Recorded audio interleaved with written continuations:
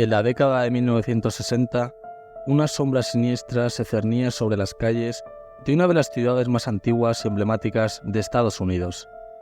En medio de la tranquilidad de Boston, un asesino aterraba a la población, dejando un rastro de muerte y miedo. Este es el escalofriante relato del estrangulador de Boston, un enigma que aún hoy intriga a detectives y aficionados al misterio por igual. ¿Estás preparado? Dicho esto, comencemos.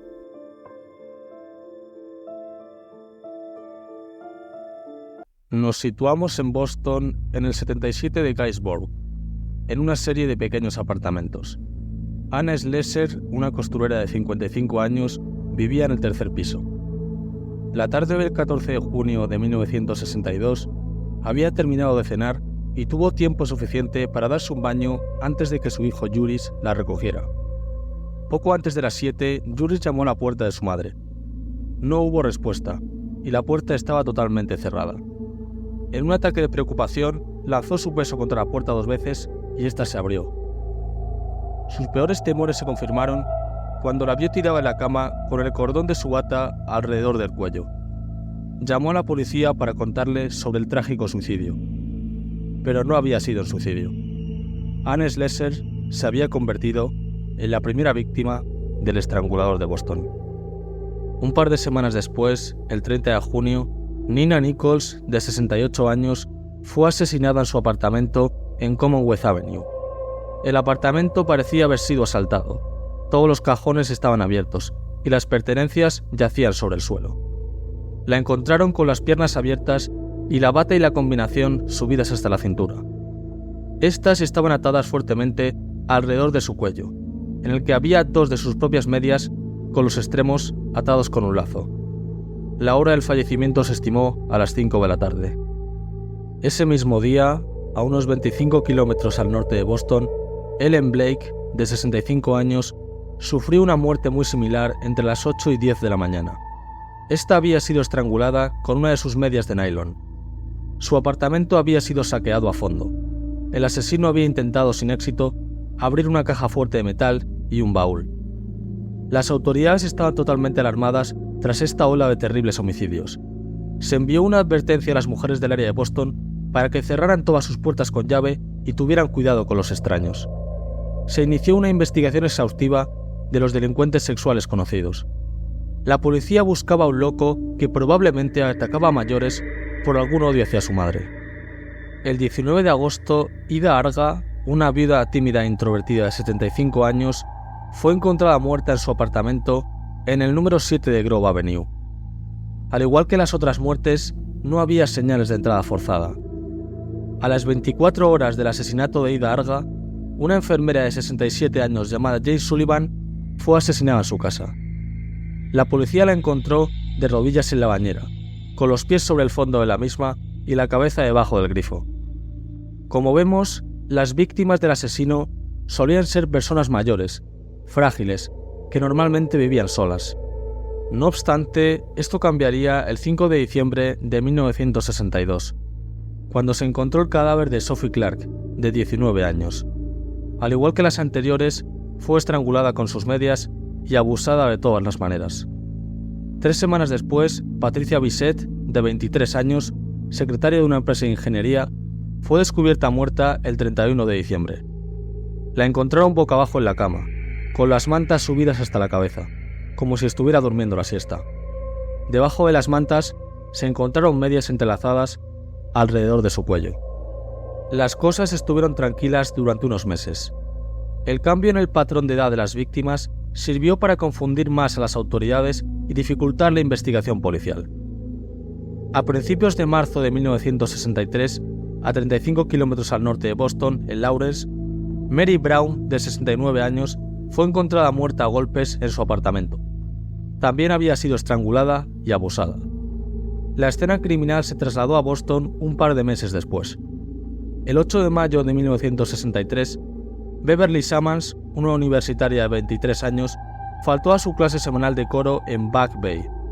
Su amiga fue a su apartamento, con una llave que la misma Beverly le había dado. En el momento en el que abrió la puerta, ella yacía en un sofá con las piernas abiertas. tenía las manos atadas con un pañuelo. Unas medias de nylon estaban anudadas a su cuello. Si bien parecía que había muerto estrangulada, la causa de muerte fue debido a 4 puñaladas en la garganta. Hubo otro periodo de tranquilidad durante el verano de 1963. Luego, el 8 de septiembre, Evelyn Corbin, una atractiva mujer divorciada de 58 años, fue encontrada asesinada en su casa. El 25 de noviembre, el área de Boston estaba todavía de luto por el asesinato del presidente John Kennedy, que había sido asesinado unos días antes. Mientras la mayoría de estadounidenses permanecían indecisos mirando la televisión, Joan Graff fue abusada y asesinada en su apartamento saqueado en Lawrence. La última víctima del estrangulador corresponde a Mary Sullivan, una estudiante de 19 años, que tuvo el mismo final que las demás, estrangulada y abusada en su apartamento de Charles Street el 4 de enero de 1964. La situación era totalmente insostenible. Ciertamente la gente culpaba a la policía por muchas cosas, pero la realidad era que descubrir al asesino era realmente complicado. 2 semanas después del asesinato de Mary Sullivan, el fiscal general de Massachusetts, Edward Brooke, asumió el cargo. El 17 de enero de 1964, el oficial de policía de más alto rango hizo suyo el caso, demostrando que la ciudad era su máxima prioridad. Un par de años antes de que comenzaran los asesinatos por estrangulamiento, comenzaron una serie de extraños delitos sexuales en el área de Cambridge. Un hombre de 20 y tantos años llamaba a la puerta de un apartamento, y si respondía una mujer joven, se presentaba. Mi nombre es Johnson, y trabajo para una agencia de modelos. Su nombre nos lo dio alguien que pensaba que usted sería un buen modelo. Parecía una persona bastante agradable, con una sonrisa juvenil y encantadora. Cuando terminó, les dijo que la agencia se comunicaría con ellas si las medidas eran adecuadas. Por supuesto, nunca hubo ninguna llamada, porque la agencia de modelos evidentemente no existía. Finalmente, algunas mujeres acabaron contactando con la policía. El 17 de marzo de 1961, la policía de Cambridge atrapó a un hombre que intentaba irrumpir en una casa. No solo confesó haber allanado la morada, sino que confesó ser el hombre de la agencia de modelaje. Estamos hablando de Albert DeSalvo.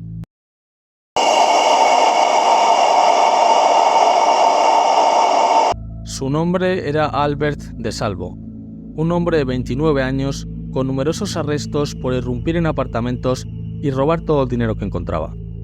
Vivía en Malden con su esposa alemana y sus 2 hijos pequeños. Trabajaba durante el día como operador de prensa en una fábrica de caucho. Tras una investigación exhaustiva, DeSalvo sería condenado a 3 meses de prisión y finalmente puesto en libertad el 16 de junio de 1961. A principios de noviembre de 1964, casi 3 años después de su salida de prisión, DeSalvo fue arrestado nuevamente. Esta vez, los cargos eran más serios que allanamiento de morada. El 27 de octubre, una mujer recién casada yacía en la cama durmiendo justo después de que su marido se fuera a trabajar. De repente había un hombre en su habitación que le puso un cuchillo en la garganta. «Ni un sonido o te mataré», dijo. Le metió la ropa interior en la boca y la ató en posición de águila a los postes de la cama. La besó y la acarició y luego le preguntó cómo salir del apartamento. «Quédate en silencio durante 10 minutos». Finalmente se disculpó y huyó. Ella pudo ver muy bien su rostro e informó a las autoridades de manera inmediata. El 6 de noviembre de 1964, DeSalvo sería detenido por presuntamente haber abusado de múltiples mujeres. Se le conocía como el hombre verde, ya que vestía con pantalones de trabajo de ese color. DeSalvo había crecido en un ambiente violento. Su padre, alcohólico, maltrataba a su esposa e hijos y les obligaba a presenciar todo tipo de abusos. Cuando acabó el colegio, se alistó en el ejército y fue destinado a Alemania, donde conoció a su esposa, con la que tuvo 2 hijos. DeSalvo confesó a su abogado ser el estrangulador de Boston y admitió haber cometido 2 asesinatos más aún no conocidos. Las autoridades le interrogaron durante meses para calibrar la veracidad de su testimonio. En sus declaraciones describió hechos y detalles de los crímenes que no se habían hecho públicos y que solo el criminal y la policía podían saber. No había ninguna prueba física ni testigos oculares que avalaran el testimonio de DeSalvo, que nunca supo dar un motivo por el que cometió los crímenes.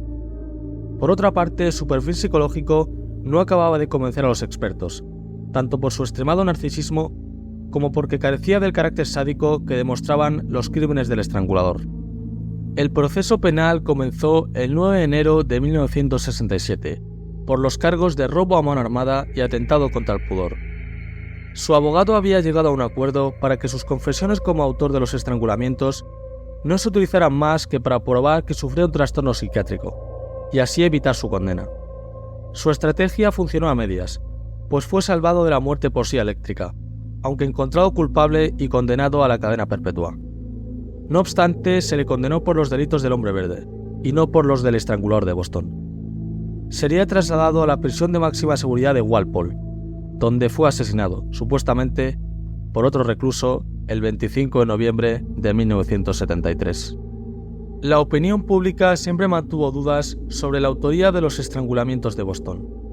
Por ello, en el año 2013, la abogada de la familia de Salvo, junto a distintos familiares de Mary Sullivan, su última víctima, reabrieron la investigación para aclarar el asunto de una vez por todas. Se realizó un examen genético, a partir del semen encontrado junto al cadáver. Se desenterró al propio Albert de Salvo, y por fin se despejaron las dudas. El ADN encontrado junto a los restos mortales de Mary Sullivan coincidían con los de nuestro protagonista. Tras esta clara evidencia, se puede concluir que de Salvo es el asesino de Mary Sullivan. Pero, ¿fueron los otros crímenes obra suya? Esto es algo que nunca sabremos. Al final, la historia de Albert de Salvo nos deja con una mezcla de fascinación y horror. Nos recuerda que en la oscuridad de la mente humana pueden ocultarse monstruos inimaginables, pero también nos enseña que incluso en los momentos más oscuros, la luz de la verdad y la justicia puede brillar. Y aquí acabamos con la historia del estrangulador de Boston. Si te ha gustado el vídeo, no olvides suscribirte para no perderte el contenido. Un saludo.